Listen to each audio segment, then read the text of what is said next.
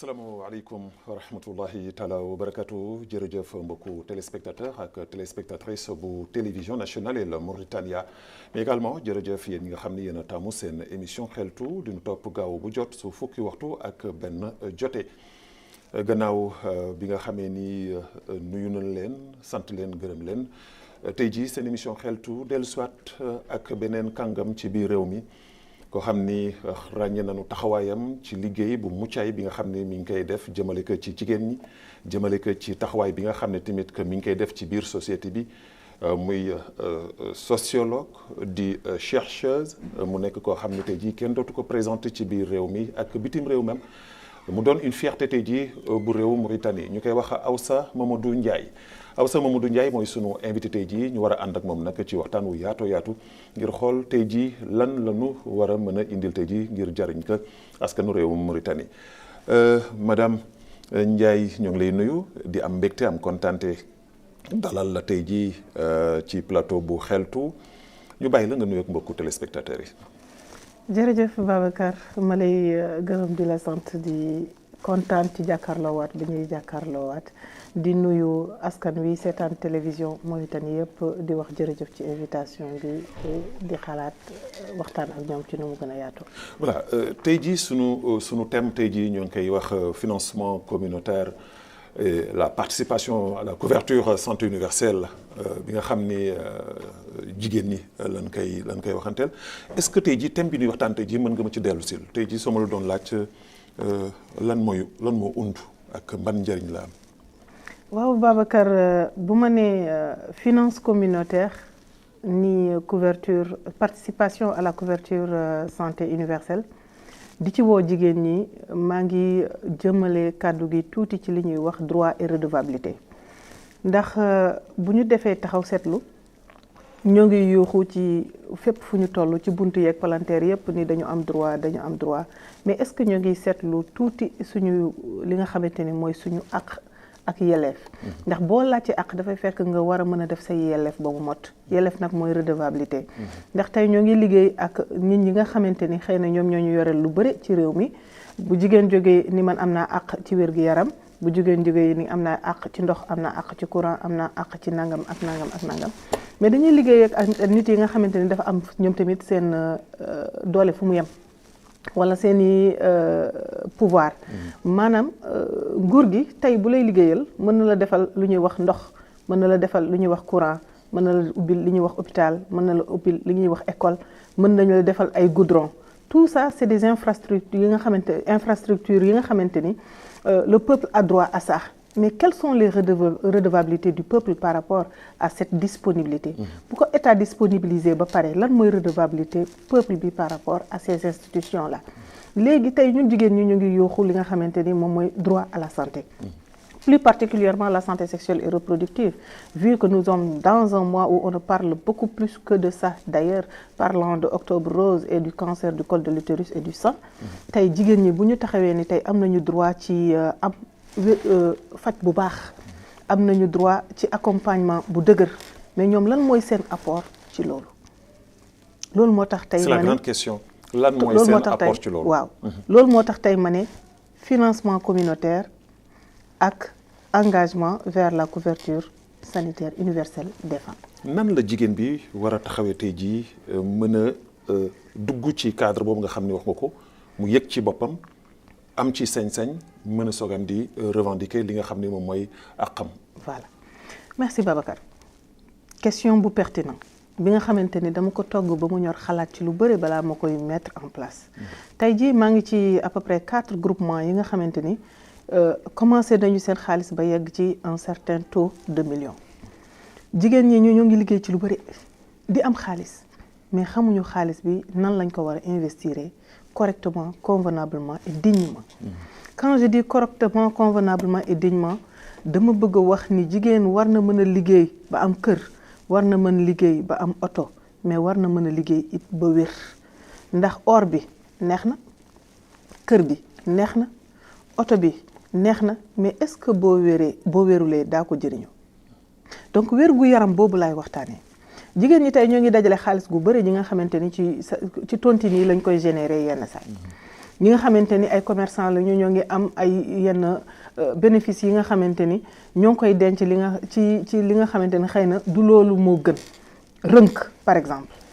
donc tey boo demee ba am yenn taux d'argent yi war nga mën a xalaat ci sa diggante ak sa bopp, ci sa diggante ak sa boroom ak ci sa diggante ak àddina ban apport nga mën a defal sa population, ban apport nga mën a dimbalee sa gouvernement. ma dem ba xalaat ni ñun dañu war a mën a tey am benn structure institutionnalisée bi nga xamante ni état bi da ci am droit de regard, ñu mettre en place ay unités de prise en charge dans les centres de santé urbains ak rural, fi nga xamante ni mën nañ fa am benn cellule bi nga xamante ni day recevoir jigéen ji bu amee difficulté ci yenn problème mu santé yi lu mel ne la santé sexuelle et reproductive, la prise en charge prénatale, la prise en charge même de la santé mentale. jigéen ñi nga xamante ni ils sont victimes de viol, victimes de violences basées sur le genre, ñu am un responsable wala un professionnel de santé bi nga xamante ni day nekk ci cellule boobu di recevoir nit ki nga xamante ni dafa am problème santé mentale, ki nga xamante ni day liggéey ci problème mu santé sexuelle et reproductive di recevoir nit ñi nga xamante ni am ay problème infection sexuelle yi nga xamante ni du ñu am lu ñu jëndee garab wala du ñu am lu ñu fajoo, ñu dimbalee ko suñuy naataangoo, ñu dimbalee ko suñuy moroom, ñu dimbalee ko nit yi nga xamante ni xëy na amaana seen loxo jotul ginnaaw. donc bu ñu demee ba mettre en place cellule boobu ñu am un apport financier communautaire bi nga xamante ni ñun jigéen ñi ñoo koy indi. buñ ko indee on met en place un protocole d'accord avec le ministère de la santé mu permettre ñu am cellule boobu, permettre ñu am des professionnels de santé yuy liggéey foofu, en contrepartie ñun ñu jël en charge peut-être paiement professionnel boobu, l'achat des médicaments dont ces gens-là ont besoin. Et quand on parle de financement communautaire, ça veut dire que c'est pas l'État mooy financer loolu, mais jigéen bi ci boppam ak mbootaay bi nga xam ni moom lay ngeen doon mooy indi financement boobule jigéen bi mën ci yëg boppam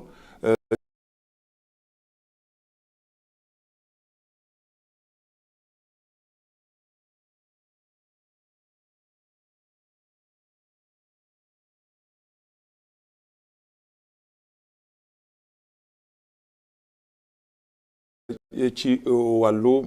santé unique kon nga waxee naa am ay or naa ko takk du fi jën fii mais li nekk ci biir yaramam am na lu ko ci ump te loolu tamit que négligence la wala ñàkk sensibilisation buy egg si ñoom. exactement foofu damay dellu tuuti ci jigéen ñi parce que boo xoolee tey ñu ngi waxu santé jigéen ñi ñu ci ëpp ñoom ñooy def sensibilisation yi mais man je pense que la parole seulement ne suffit pas. L'acte y est. Il faut qu'on fasse un acte de bravoure et d'engagement par rapport à notre prise en charge. parce que ñun tey bu ñu nekkee ay jigéen bu ma jëlee exemple ci groupement yi nga xamante ni maa ngi ko yore c'est des groupements qui génèrent de l'argent. On part de rien pour devenir grand. Par exemple, un groupement de 12 femmes, vous faites un engagement avec 10 000 ouguiya. 10 000 ouguiya, 12 femmes, c'est 120 000 ouguiya. Au début, tu vas te dire que c'est pas de l'argent. Mais on va le remettre à une femme qui va travailler avec. Elle le ramène dans 3 mois. Au deuxième mois, on remet à une autre femme. Au troisième mois, on va remettre à 2 femmes. Première femme, bidel aussi là. Donc, au bout de 7 mois, toutes les femmes auront pris 120 000. Mais elles vont ramener cet argent au bout de 12 mois, cotisation bi continue, xaalis bi ñëw yëpp toog mu nekk 1 540 000. 1 540 000, on va dans la deuxième année. Mu nekk 2 920 000. On va dans la troisième année, mu nekk 4 380 000. 4 380 000, ne serait-ce que dindi 380 000 yooyu nga préparer ko kees boobu. 4 millions yu continue di liggéey ak jigéen ñi avec ces cotisations. Ça veut dire qu'au bout de chaque année, on aura un taux d'argent à déposer dans cette caisse.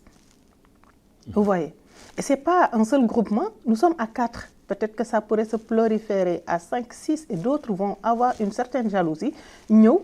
yokk ko. yokk ko, tout à fait. Au niveau rural ak au niveau urbain. Voilà, foofu laa bëggoon laal. Est-ce que maanaam loolu dafay jéggi fi nga xam ne tey jii moom mooy au niveau urbain daa ngeen dem ba ñi nga xam ne moom mooy dëkkaan yi parce que tamit am na ay jigéen yu bari yoo xam ne ay jàmbaar lañu. gis nañu ni suñu jigéen ñi ci àll bi jàmbaarte bi nekk ci ñoom sax nekkul ci ñi nekk ci teeru bi. mais des fois elles sont souvent oubliées. Est-ce que seen maanaam sa taxawaay bi nga xam taxaw nga ko mu nekk ci wàllu financement communautaire boobu egg na ba jëm ci ñi nga xam ne mooy le rural. Ok, effectivement Babacar, c'est ma première formation ak initiative je l'ai fait à Célibabi. La deuxième je l'ai fait avec les femmes de la diaspora. Et la troisième je l'ai faite à Alec. Et j'en ai 3 ou 4 initiatives à Nouakchott.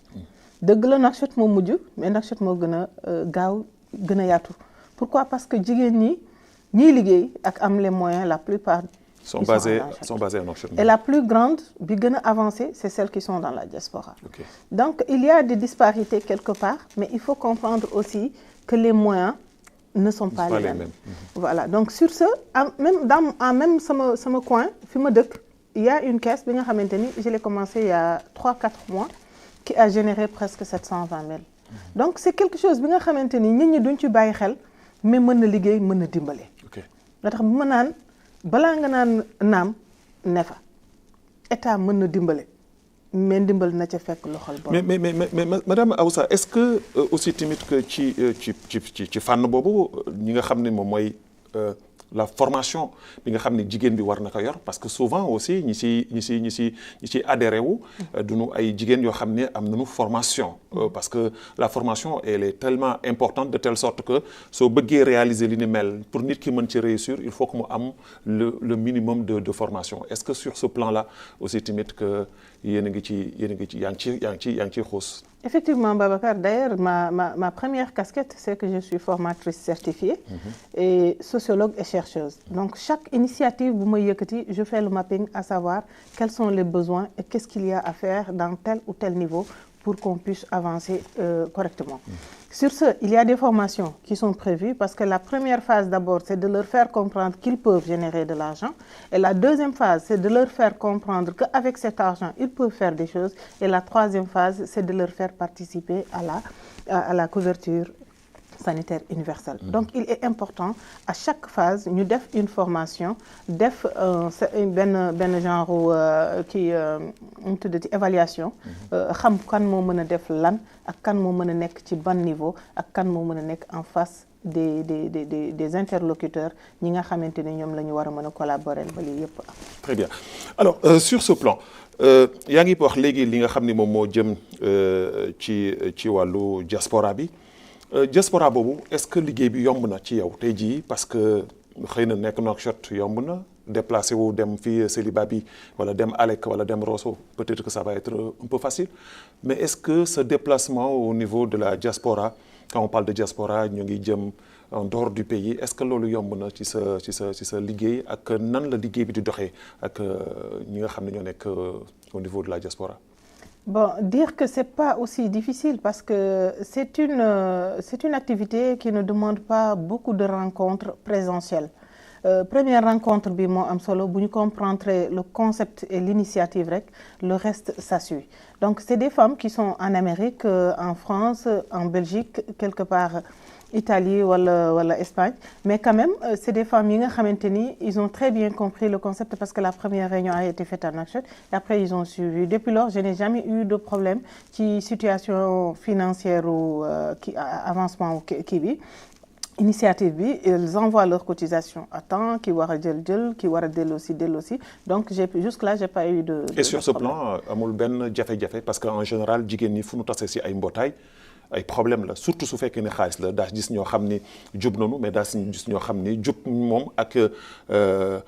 seen jubadi ak seen dund ñoom ñoo ànd est-ce que amu ci benn jafe-jafe depuis boobu ak léegi. Bon Babacar comme ni nga ko xamee yaa ko waxal sa bopp nee nga jigéen fu ñu tasee dafay am situation mais li ñuy wax rek ndaje boo gis il faut que nga jël ay nit yi nga xamante ni c'est des personnes de principe et man si base boobu laa yëngatu depuis sama plus jeune âge. ku ma xam na ma ci cohérence ak kii persévérance bu ma jël benn initiative dama ciy boole li nga xamante ni moom mooy la persévérance. voilà du ku bëgg bokk rek bokk. waaw je persévère d'une manière ou d'une autre ku bëgg bokk dafa am profil ak critère bi nga xamante ni moom lay recruter nit ki mais aussi dafa am ay kii lu mu tuddati ay directives yu ci nekk yi nga xamante ni da nga ko war a respecter boo ko respecté wul à la première erreur tu es dehors. je ne traîne pas, du ma traîner ak man problème. Et jusque là j'ai pas encore eu de problème, mais ça fait partie quand même des chartes. Boo xamee ni yow boo jëlee 250 000 ça te pose des problèmes jëlaloo attan. Boo xamee ni boo jëlee 500 000 ça te pose des problèmes jëlaloo attan. Boo xamee ni boo jëlee 100 000 sax ça te pose des problèmes jëlaloo attan. Boo demee nag ba bëgg bokk par un geste symbolique parce que tu veux faire partie de cette initiative de couverture sanitaire universelle, kooku c'est un apport bi nga xamante ni c'est symbolique te borom bu ko defee dafay dem ba fàtte ko. Comme par exemple ñu def suñu couverture sanitaire suñu participation à la couverture sanitaire universelle au niveau d'Alec. Babacar est à Nouakchott, il passe à Alec, il voit l'initiative neex na ko, il y a une caisse de contribution. Il dit bon ça c'est ma contribution, il le met, il s'en va. Il a oublié qu'il avait contribué. Mais nga nekk jigéen di liggéey ak ñun bokk ak ñun initiative bi di joxe xaalis dafa am ay chartes yi nga xamante ni da nga koy respecter. Mais lan mooy seen tey jii seen relation ak le ministère bi nga xam ni fa ngeen sukkandiku fa ngeen fekk baax lan mooy seen relation parce que li ngeen di liggéey nii c'est vrai vous le faites pour vous-même bañ a toog di xaar état wax nga ko sànq. parce que état doo toog di ko xaar. ndaxte mënul def lépp. mais su ngeen déggee ba eggee ba ci yenn niveau yi état daf ci am cër. ndax dafa war a am regard ci li ngeen di def est-ce que lan mooy seen relation. D'abord, il faut camper le décor, mettre en place d'abord un protocole d'accord entre l'initiative et le ministère. Et faire une demande pour que le ministère nous octroie ces cellules au niveau des postes ou centres de santé. Bu ñu demee ba am cellules yooyu ak autorisation utiliser cellules yooyu, on aura un apport dans la répartition des tâches au niveau de ces postes de santé, mais on aura aussi un apport financier par rapport à la prise en charge de la femme. Non seulement le paiement du responsable qui va s'occuper de la cellule, mais le paiement du professionnel de santé qui va prendre en charge la femme, mais aussi le paiement des médicaments qui seront disponibilisés pour la femme ayant besoin. Donc ce protocole d'accord mooy nekk sama relation ak ministère bi. Mais on va aller vers les entités concernées. Les entités concernées, d'abord, c'est les médecins-chefs. Avec le médecin-chef terminé, c'est les DRAS. Avec les DRAS terminés, c'est avec les hackers. Pour qu'ils puissent savoir que nous, on existe. Pour que nous puissions savoir que nous sommes ici. Pour que nous puissions savoir que nous sommes liggéey ak ñoom. Parce que si nous avons l'initiative rek ñëw taxaw bëgg dugg ci poste de santé wala centre de santé du yomb. Il faut que ñu dem gis ministère entité bi nga xamanteni mom ñom ñoo toppatoo loolu. Bu ñu paré ci ñoom ñu gis médecin chef bi nga xamanteni mom moy toppatoo kuréel wala gox boobu. Bu ñu paré ci médecin chef bi ñu dem gis DRAS bi nga xamanteni mom moy toppatoo direction régionale bi nga xamanteni moy toppatoo foofu yépp. Bu ñu paré ñu gis hakim bi muy préfet bi nga xamanteni mom moo ëmb lépp li nga xamanteni mooy sécuritaire ci zone boobu. Donc c'est un protocole bi nga xamanteni ça a un circuit et ça va faire pratiquement tout ce qui nga xamanteni mom mooy les respects et les normes yi nga xamanteni demandées par rapport à la question. Alors tey jii yaa ngi wax ni léegi yaa ngi ci 4 groupement jigéen yoo xam ni samp nga ko taxawal nga ko fa ngay yem wala tey jii appel ngay def tey jii pour jigéen yi nga xam ne intéressé wu nañ ci nga gën ko ubbi gën ko yaatal parce que xam naa ni c'est sûr et certain en dehors de cette émission ñu bëri daanu bëgg a jokkoo ak yow pour waxtaan ak yow parce que lii nga xam ne yaa ngi koy taxawal yaa ngi am yóbbu jigéen ñi vers le développement. Bon damay wax ni alhamdulilah rabbil alamin parce que bu ma koy def dama xalaatuma woon ne kees bi dina weesu benn. Parce que bi ma ko defee au niveau de célibat bi je suis restée 2 ans à suivre. Ma pare j'ai pris l'initiative au niveau d'Alec, j'ai fait 6 mois à suivre. Mais à Nouakchott dafa ni cëpp rek tas. ñëpp song ko. ñëpp song ko. Donc am na yaakaar ni dina dem au-delà de ces 4 là. Parce que initiative bu nekk 12 femmes la war a doon. Bu ko dépassé day ëpp loxo comme ni nga ko waxee léegi rek xam nga jigéen moom fu mu nekk mooy loolu. Boo amee 12 femmes yi nga xamante ni wóor nañu engagé wu nañu xam nañu li ñu bëgg xam nañu fi ñu jëm rek tu es tranquille. Donc man li may ñaan yàlla mooy mu dem au-delà de ces 4 initiatives. Mu dem ba nga xamante ni jigéen ñëpp fiir nañ ci am nañ ci yëg nañ ci seen bopp te bëgg nañ ci def seen loxo. alors mais voilà allez-y. te bu ñu demee ba mu dem ba dëgër. ba doon li nga xamante ni taxaw na nekk benn initiative bi nga xamante ne dañ ko institutionnaliser état am ci droit de regard dinañ dem ba demander peut-être de l'aide extérieure xam nga aide extérieure moom boo ko waxee ça demande une certaine colonne de participation ndax bailleur boo jàkkaar loolu tey waxante ak moom daf naa la quel est ton apport et cette colonne de participation elle pourrait bien être là avant qu'on aille chercher le bailleur. tey ji ci wàllu formation bi parce que c'est important wala sax des fois di organiser des ateliers ou des journées portes ouvertes yoo xam ne peut-être que daa ko yaatal même ñi nga xam ne bokk na ci groupement yooyu mën di peut-être que di assister pour mën a xool l'importance bi nga xam ni yéen a ngi koy def parce que c'est quelque chose boo xam ne tey jii ça peut générer beaucoup de choses surtout ci jigéen ñi te ñëpp xam na ni à l'heure actuelle ci jamono ji ñu toll nii li jigéen ñi def raw na li góor ñi def su góor defee benn jigéen mi ngi def ñett. voilà atelier yooyu ngay wax jot nañ ci def benn à Alec benn à Célibat bi ñaar à Nouakchott donc commencé nañu déjà les ateliers pour que nit ñi mën a comprendre exactement de quoi il s'agit nit ñi comprendre exactement lii lu mu doon ak fan la jëm parce que nit ki lépp looy dugg aussi il faut que nga am ci vision bu leer voilà donc commencé nañu atelier on est à notre 4e session. voilà jëm ci wàllu wér-gu-yaram bi parce que quand su ma la fi invité mënuma la fi invité aussi tamit te duñu waxtaan ci li nga xam ni mooy wàllu wér-gu-yaramu jigéen bi parce que duñuy gis ni comme ni nga ko waxee sànq am na bari jigéen yu bari yoo xam ni ñoo ngi dox ak ay feebar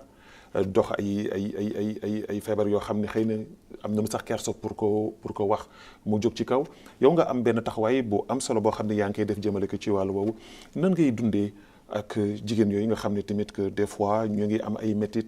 di la ko diis nga ànd seeg ñoom gunge leen ci ba xëy na ñu jénn ci jenn jafe-jafe yi on parle aujourd'hui de l'octobre rose ñëpp xam na ni le cancer sonal na jigéen ñi alors que et je pense bien que ni aussi tamit sensibilisation bi des na ba tey jëlee surtout ci maanaam le monde rural. Babacar merci sur ce dama liggéey depuis des années sur ce qu'on appelle la santé sexuelle et reproductive. Je me suis beaucoup plus focalisée sur la santé sexuelle et reproductive des jeunes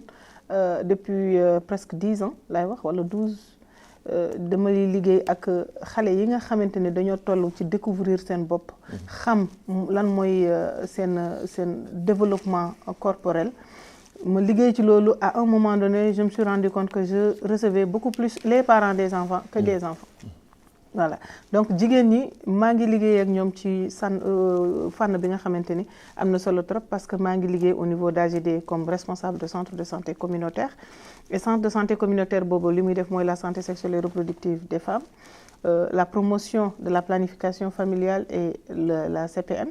donc fii bu ñu nekkee di waxu jigéen ñi ci seen wér-gu-yaram pratiquement moom rek lay def je les reçois au niveau d'AGD la plupart du temps ak yenn difficultés yi nga xamante ni comme ni nga ko waxee metti na diis na mais on fait de notre mieux dinañu jël en charge dinañu référer dinañu même recommander parce que yombul ngay dund ci milieu bi nga xamante ni am na ay jafe-jafe te doo mën a xam fan ngay jubale sa bopp ñun tey dañu dem ba créer un centre de santé communautaire li nga xamante ni bëriwul gars je dirais que ça n'existe pas en Mauritanie à part celui de Stop Sida AGD et SOS Péréducateur ñetti centre de santé communautaire ñoo fi nekk et ñëpp defuñu spécificité am na ñi nga xamante ni VIH la ñuy def comme SOS Péréducateur am na ñi nga xamante ni kii la ñuy def ils font la généralité comme Stop Sida mais ñun on fait spécifiquement la santé sexuelle et reproductive des femmes. Alors soo ma mënee expliquer la santé reproductive boobu ngay wax parce que am na ñoo xam ne xëy na su ñu ko déggee noonu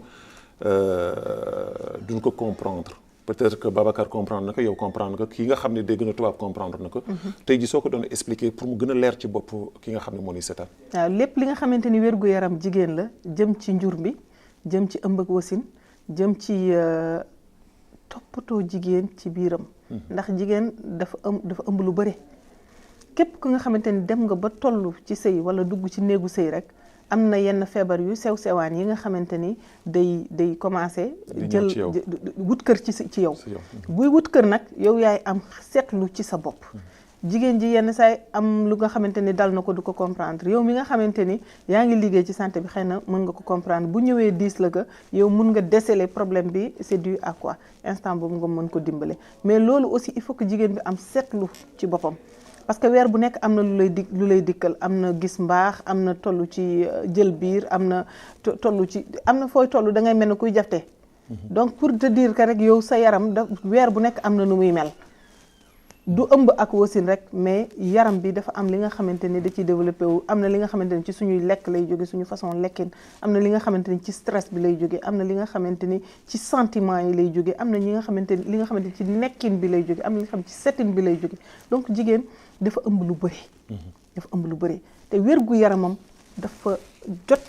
mu taxaw def seetlu ci boppam. mais lan ngay conseiller di ko jox muy message boo xam ne da nga koy lancer à ces femmes là yoo xam ni du ñu am benn négligence ci seen doxalin ak seen dund parce que da ngay gis jigéen boo xam ne dafay yëg dara ci yaramam loo xam ne wóor na ko ni lii bokkul ci yaramam mais négligence moom moo koy téye ci kër gi. des fois ci beneen côté bi nga gis jigéen yoo xam ne peut-être que moyen financier moo leen di empêcher peut-être que pour ñu mën a jóg dem am ñoo xam ne aussi tamit dañuy am ay borom kër wala am ay àndandoo ak maanaam jëkkër yoo xam ni peut-être que dañuy nekk ñoo xam ni duñu am benn appui mental muy financière muy même psychologique ci ñoom ban message nga leen di jox. voilà ba wér-gu-yaram jigéen Babacar dafa am ñetti cibles yu ci nekk. La première cible certes c'est la femme et la deuxième c'est son mari et la troisième c'est la belle famille parce que bu ñu waxee la belle famille souvent dafay créer un certain doute dans la tête de la personne mais en réalité jigéen bu jógee ci kër ndeyam ak baayam dem sëyi dafa fekk beneen ndey ak beneen baay. Tout à fait. fekk ji beneen mag ak beneen rakk. fekk ji ay nit yi nga xamante ni xëy na war nañu mën a def seetlu ci moom ndax jigéen bu ñëwee am nu mu meloon bu commencé changer jëkkër war na ci bàyyi xel belle famille war na ci bàyyi xel moom mën na am problème bi nga xamante ni xëy na moom am na gàcce wax ko. wala mu am problème bi nga xamante ni diis na ko mu génnee ko ci gémmiñam mais boo ko jegee laaj ko du ñàkk mu waxante ak yow négligence boobu c'est dû à deux choses soit benn xamul soit ñaar dafa ragal. ok ndax jigéen ñaa ngi dund lu metti Babacar. tout à fait jigéen ñaa ngi sëy yu metti nga nekk ci kër di sëy ak góor amal ko njaboot ñeme woo ko wax saabu jeex na góor gi yaakaar ne bu jëndee ceeb jënd dawlin jox la nga lekk foofu la yem xalaatul ni kii bu weer dee war na soxla serviette hygiénique xalaatul ni kii bu weer dee war na soxla kii ay effet de toilette xalaatul ni kii bu weer dee war na soxla effet intime loolu yëpp am na. et on me dit souvent dañ ma koy wax on me dit souvent que ni ba tey jii si jamono ñu toll nii au 21e siècle am na jigéen yoo xam ni seen serviette hygiénique yooyu ay morceaux lañ koy utiliser ba léegi. waaw loolu c'est vrai ça. waaw am na jigéen yi nga xamante ne morceau la ñuy utiliser ba tey parce que xamuñu wala amuñu ñaar yooyu moo am ki xamul elle n'a pas été sensibilisée kenn joxu ko information bi nga xamante ni moo nekk ci danger boobu wala amul waaye ki amul mi ngi koy utiliser bu rafet Babacar. et en ce moment là. waaw en ce moment là l'homme bi nga xam ni moom moo takk ndaw soosu. mu nga nekk ca àll ba di tambaambalu ak di takk di teg. Babacar bu ma duggee foofu damay wax lu bëri bàyyi ma bañ a dal ci kaw góor ñi. mais c'est dafa doy waar parce que aussi tamit il faut que aussi tamit que ñu góor ñi amaat dellu soit seen responsabilité. parce que jigéen ñi sonn nañu. et c'est quelque chose yoo xam ne c'est factuel. lu nit mën teg loxo la. merci Babacar góor ñi du amuñu du mënuñu mais dama naan ingratitude la. ndax boo jëlee jigéen bëgg ko ba muy ndaw mu rafet ci sa loxo. mu jekk ci sa loxo nga wane ko ba àddina yépp gis ko nga yëkkati dugal ci pax tëj loo ci yaakaar quel est ton objectif li waa ji waxoon lan quel est le projet lan mooy projet bi jigéen boo ko yoree da nga koy toppatoo da ngay bàyyi ci moom xel da nga koy accompagner da nga koy gunge moralement physiquement financièrement dans ses projets professionnels dans ses projets de vie et dans son développement personnel. donc jigéen dafa soxla ki nga xamante ni mën na ko accompagner ci lépp du parce que mënul de du parce que xamul de mais parce que dafa nekk l'être qui a besoin, l'être émotif.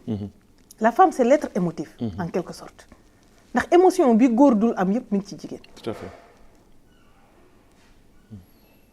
defe naa foofu la yàlla sukkandiku rek ba am ci moom confiance dékk ko lépp lu nga xamante ni moom mooy njureel xam na ni mën na muñ ba teg ko biir pour 9 mois mu muñ ko li nekk ci biiram xamul ndax nit la xamul ndax golo la xamul lu mu doon day ànd ak moom ba keroog muy génn ci moom bu génnee ci moom ak lu mu mënti doon da koy bëgg ndax lan ndax relation bi yàlla établir ci biiram ak moom mu ñëw jural la nga war ko mën a taxawu nga war ko mën a dimbale nga war ko mën a accompagner nga seetaan pour lan quel est le projet loo ko jëlee woon c'est la grande question. lan nga jëlee woon jigéen ji mu gunge la ci sa dund wala mu nekkal la femme objet. Et la plupart femme objet nga jël doomu jàmbur fekk nu mu ko war a fekkee mu nga fekk ci condition yu extraordinaire ànd ak moom yàq ko ba mu yàqu tekk lu metti et puis nekk ci mbedd mi di taxawaalu. Et l'exemple est là, elle est palpable, vue et su aux yeux de tout le monde. jigéen da nga koy jël mu rafet mel nu mu war a mel jour mariage am bu tegee 2-3 jours nga gis ko mu commencé fay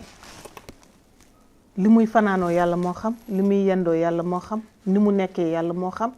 te dafa warul dafa war a dañ ba mu set wecc bépp góor buy jël jigéen jëlal jigéen ji nga xamante ni bëgg nga ko mën nga ko gunge mën nga ko accompagner lu mu gàtt xel lu mu xamadi yow nga xamal ko ndax la ndax yaa ko bëgg ndax la ndax yaa ko jël ndax la ndax yaa ko tànn ndax la ndax yaa ko war a gunge donc les responsabilités les hommes ne les fuyez pas donc wérgu yaram jigéen boobu buñ ci delloo ñun on accompagne on prend en charge on recommande et on réfère le maximum possible ba tey jii fii ma toog di waxanteeg yow maa ngi préparer Octobre Rose comme chaque année au niveau d'AGD.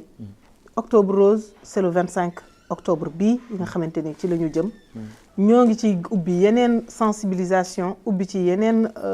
prise en charge yi nga xamante ni xëy na nekku ci woon tel que la consultation générale tel que la consultation du cancer du col de l'utérus le FLOTI ñu yokk ci la nutrition ñu yokk ci la pédiatrie ñu yokk ci le don de sang donc loolu yëpp bu ñu ko defee c'est pour pouvoir mieux accompagner ces femmes les aider à avoir le maximum possible de services ce jour-là.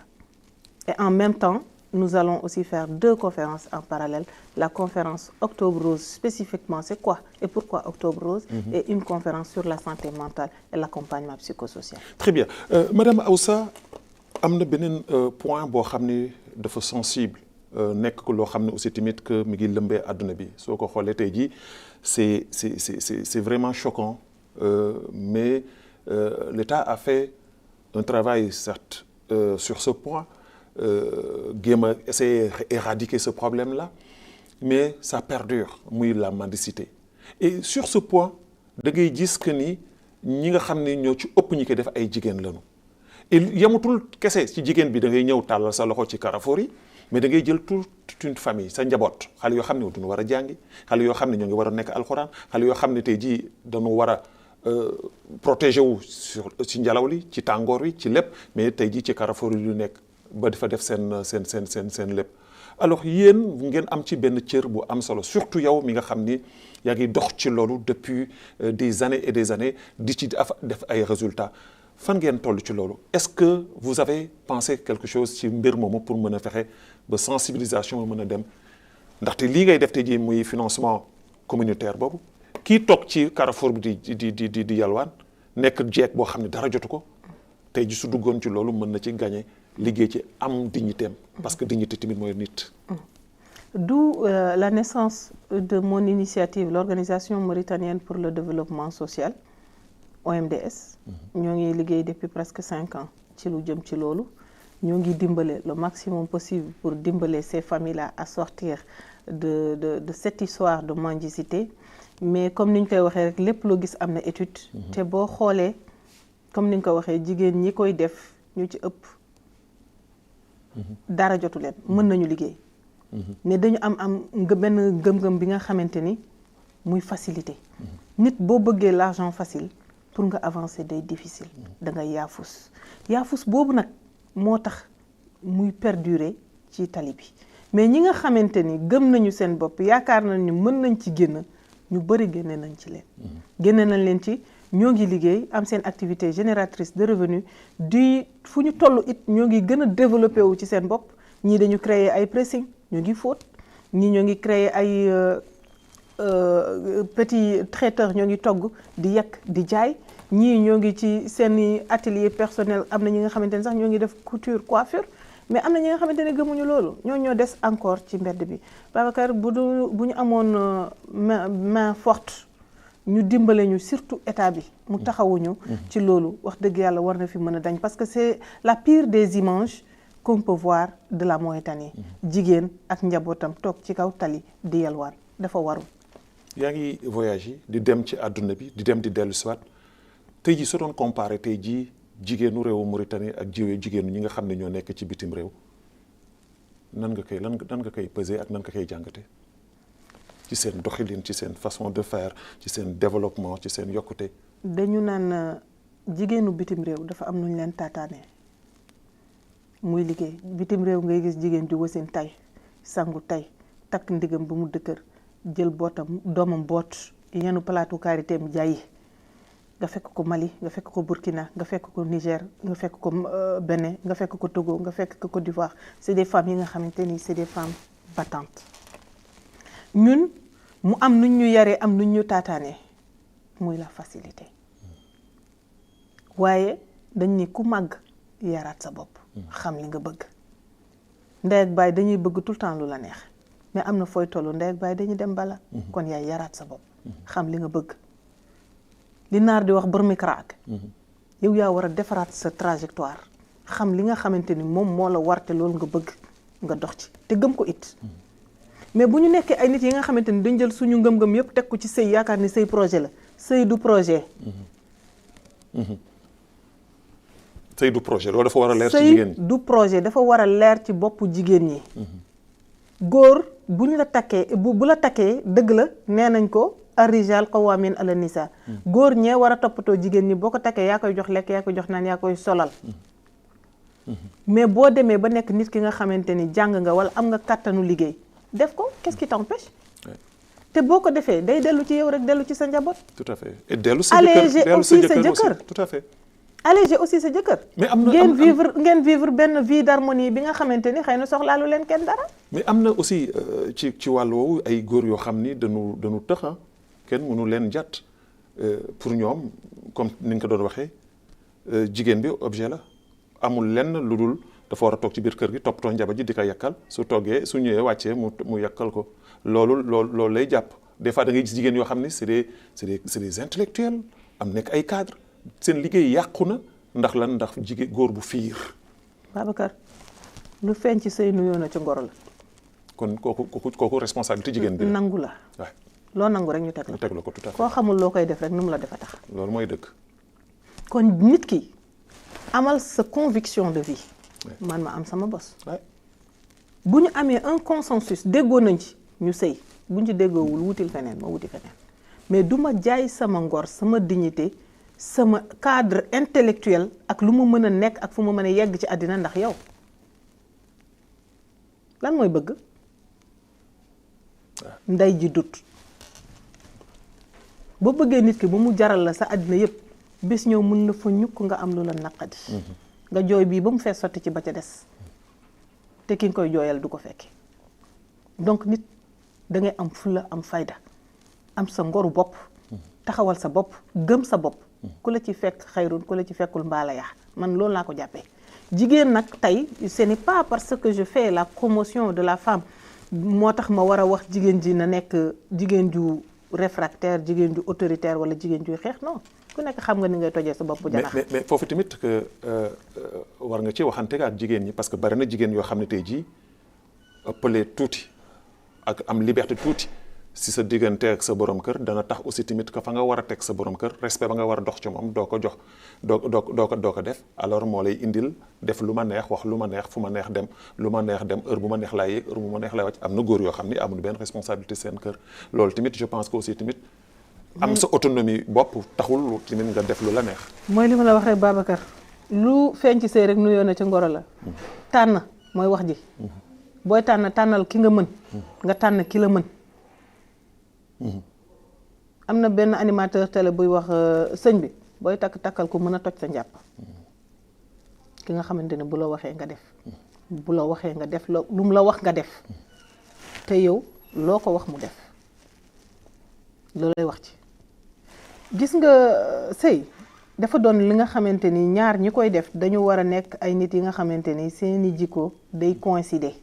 seeni xel day àndandoo seeni yëkkatandoo ak dóorandoo doon benn mais bu amee différence day am divergence bu góor gi ëppee jigéen ji cadre intellectuel da ko koy won ba diis ko bu jigéen ji ëppee góor gi cadre intellectuel da ko koy won ba diis ko mais ñoom ñaar bu ñu yemee ci xel kenn si ñoom du ëppale moromam lenn ci tànn bi la comme ni ma la ko waxee booy tànnal ki nga xamante ni moo gën ci yow bu ngeen cheminer ensemble ngeen am cadre de vie bi nga xamante ni moom moo logique mais boo tànnee ki nga xamante ni moo la ëpp kaddu depuis ci ndoxaan la boo duggee ci sëy bi da ngay am problème muy góor gi muy jigéen bi yaa ngi wax léegi nii yéen ngi jëm ci wàllum octobre rose le 25 octobre la tey jii njariñ li lan la parce que du ñuy dégg ñu bëri ñuy dégg octobre rose ñëpp xam nañu aussi tamit que léegi ci du ñuy wax ni wàllum cancer la yàlla na ci yàlla musal ci bépp jigéen mais gis nañu ni dafay gën di law te loolu tamit que des fois nëbb jàngoro moom moo koy indi ak octobre rose boobu lan mooy seen taxawaay ak lan ngeen ciy jëme merci Babacar foofu octobre rose dafa doon journée bi nga xamante ni c'est une journée de sensibilisation contre le cancer du sein c'est le cancer le plus terrible qu'on ait rencontré à travers le monde te moo gën a gaaw a rey moo gën a bare mu nekk cancer bi nga xamante ni bu duggee ci nit ki du ko gaaw a xam sensibilisation ak saytu sa yaram mooy tax nga xam ko de ce fait que tey octobre ñu dédié mois bi yëpp octobre rose pourquoi parce que y a la couleur rose qui est dédiée à la femme et le cancer du sein touche spécifiquement la femme muy aussi cancer bi nga xamante ni moo gën a bare jigéen ñi tey ñu leen di ñaan ñuy di saytu seen yaram comme ni ma la ko waxee sànq jigéen dafa bëri ruq te ruq bu nekk am na rôle am na fooy toll ci weer bi yow yaa koy seetlu xool lan moo ci changé lu ci nekk lu ci nekkul woon loo gis loo gisul woon loo yëg loo yëgul woon te instant boo ko yëgee ci nga war a mën a dem ci médecin souvent nag du négligence on a un problème mooy lan muy suñu santé système de santé jigéen yenn saa yi day ñëw def consultation ñun ko dara nekkul ci yow alors que fekk na am na lu doy waar le diagnostic n'est pas complet borom dem quelque temps mu avancé mu ñëwaat nga defal ko le même diagnostic pourquoi parce que tu es resté monotone kooku responsabilité nguur gi la la monotonie n'est pas bon bu nit demee ñëwaat ni ngi kii ñëwoon na fi ñëwaat na fi ça veut dire qu'il y a quelque chose qui ne va pas fais un diagnostic poussé nga bañ a lor borom mën na sauver borom mais si le diagnostic n'est pas poussé problème bi mooy borom day dem ba gangréné te bu gangréné ça veut dire que cellules yi day proliférer wu ci yaramam day dem ba atteindre un niveau bi nga xamante ni kenn mënatu ko dimbali te loolu mooy problème bi nga xamante ni am na tey la sensibilisation doit être complète le diagnostic doit être poussé mais la prise en charge aussi doit être améliorée. Très bien alors Aoussa tey malheureusement que émission bi tey ji duñu mën a xaabaabal ndaxte y a un direct buy am léegi ak le ministre de la culture mais dama bëggoon rek nga ñu tëj waxtaan wi parce que xam naa ne après le 25 octobre il faut que ma jëlaat la nga dellu siwaat encore ci plateau bi pour ñu mën a waxtaane lu bëri surtout nag ci journée boobu nga xam ni yéen a ngi koy waajal alors ban message ngay tëjee ak ban message ngay lancé tey jii ak jigéen yi nga xam ne ñoo ni seetaan yépp ci projet yi nga xam ne yaa ngi ko taxawal ak li nga xam ne mooy financement communautaire boobu. Merci Babacar may ñaan jigéen ñi ñu jóg taxaw defaraat seen taxawaay liggéey ñaq njëriñu ndax njëriñ loo fekkee te boo koy def tamit ci teel def ko ci bi mu waree ci ngay mën a am njëriñ la ginnaaw loolu may woo jigéen ñëpp aussi ci sama journée le 25 octobre bii may def avec AGD, avec le consortium des associations de la société civile au niveau de Couva, épicerie vert. Comme d'habitude, chaque année, nous sommes à notre 5e édition. Tous les services sont disponibles, comme je l'ai cité tout à l'heure, la consultation générale, la pédiatrie, la nutrition, la prise en charge diabète, la prise en charge de la santé sexuelle et reproductive, mooy consultation gynécologique, l'autopalpation du cancer du sein ak le flottis du col de l'utérus. En même temps, en parallèle, on aura le don de sang et les 2 conférences, comme que je l'ai dit tout à l'heure, conférence sur la santé mentale et sur Octobre Rose, njëriñ la ak lépp li nga xamante ni day accompagner jigéen ñi. Merci Babacar. Madame Ndiaye, maa ngi lay gërëm di la sant bu baax a baax di la jox daje très très très prochainement incha allah ci télévision nationale di la jaajëfal bu baax a baax Awosa Mamadou Ndiaye la ñu daloon tey jii di ki nga xam ne tey jii moo doon sunu gan nekk sociologue mais également nekk chercheuse di gërëm l'équipe technique boo xam ne moo àndoon ak ñun le direct oblige moo waral tax tey jii du ma mën lim ñëpp mais maa ngi gërëm ñëpp ñi nga xam ne ñoo àndoon di